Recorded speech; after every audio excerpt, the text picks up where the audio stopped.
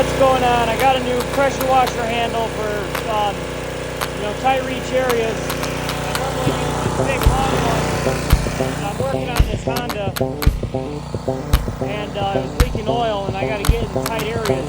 This is really cool because you can get, in whatever area you want.